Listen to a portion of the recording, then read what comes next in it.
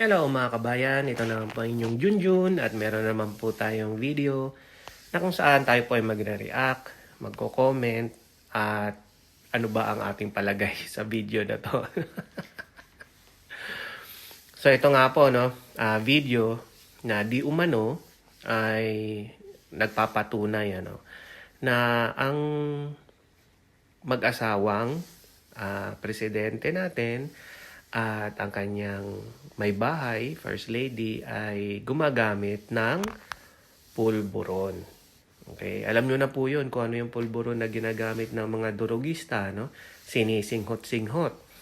No, wag naman sana silang mabilaukan, Kasi pag bumarayan sa ilong ang pulburon.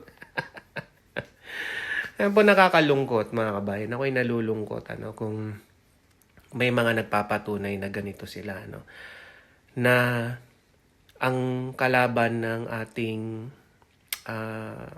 komunidad na mga Pilipino ay droga. Tapos sila na mga nanunungkulan ay nagdudroga pala.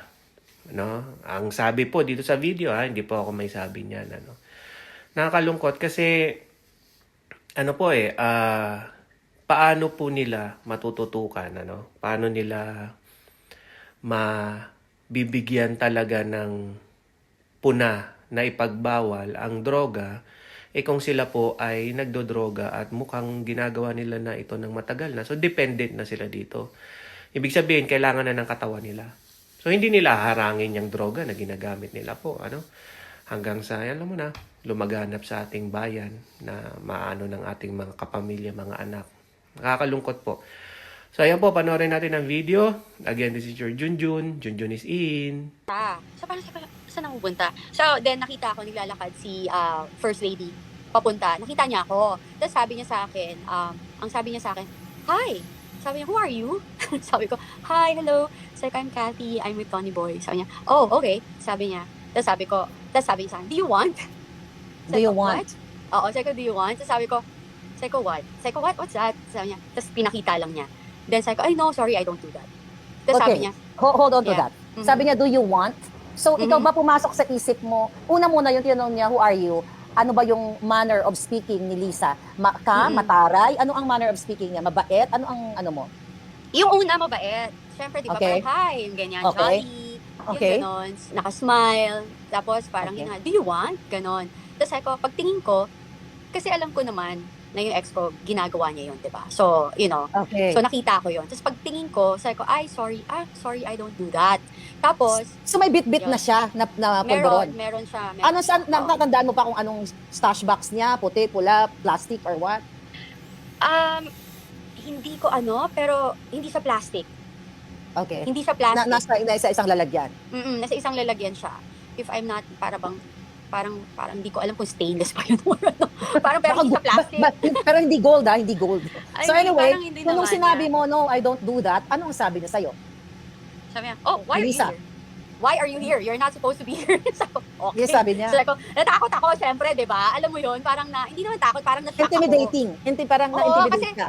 parang switch of parang, alam mo yung switch ng ugali. Nag-response ka lang? Yeah. Oo, parang sandali lang, parang hindi ko naman alam kung anong nangyayari dito, di ba? Parang I don't know you guys, parang okay fine, na-invite and everything, pero parang I don't know, I don't sign up for that, or hindi ko alam kung ano mga kaganapan, di ba? So, yun. So parang after nun, Sinabi niya, never why are you Yeah. here? So after Oo. that, anong ginawa mo? Bumalik ka? Saan ka pumunta? Papunta kay Tony Boy? Nagkaroon No, pa kayo kasi, ng conversation ni Lisa? tapos yung narinig nyo, sakto nun, si Tony Boy is coming. Parang, oh, hi. Sabi niya, Lisa, that's my parang that's that's Perfect. Cathy, that's my girlfriend. Tapos sabi niya, wife. Nag-wife pa nga siya. Nag-wife pa siya. Sabi ko, hindi ako. So, ayan na nga po mga kabayan. Napanood na natin yung sinabi ni Miss Cathy sa video na siya mismo naka-experience. Okay? So, hindi po, siyempre, wala naman po tayong, kumbaga, ibang paraan upang mapatunayan, kundi yung sinasabi niya, kasi sabi niya na experience niya, na siya ay inalok. Okay? So, inimbitahan sa isang gathering, tapos naialok. So, ibang klase yung pang-aalok. Ano po? Ako po, napupunta lang ako sa mga piyestahan, inaalok sa akin, kakanin, menudo, ganun.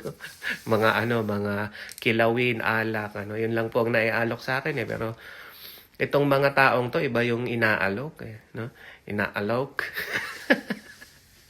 iba yung mga trip nila, no? So, kagaya pa nasabi ko kanina, nakakalungkot kung totoo man na ang mga pinuno po natin ay ganyan, na masyado ng dependent na po yan, tawag dyan. Kumbaga, talagang hindi na sila mabubuhay siguro, no, kung wala yung droga na kanilang ginagamit kasi pati sa mga yung pagtitipon hayagan na or garapalan na nilang ginagamit. So, nakakalungkot po. Ako po kasi bilang isang magulang, bilang isang Pilipino, no, ayoko talaga ng droga kasi marami pa akong nakitang nasisirang pamilya, buhay sa droga. At hindi lang po yan, no? Hindi lang mismo yung nagdodroga ang nasisira yung buhay at pamilya. Mandadamay po ng iba yan. Magnanakaw, papatay, gagahasa. Lahat na ng krimen. Kasi nga po, sira na yung utak ng dahil sa droga. So, ayan po, nakakalungkot. Gawin po natin ang lahat para makaiwas po tayo sa droga. Ito po ang inyong Junjun. Junjun is out.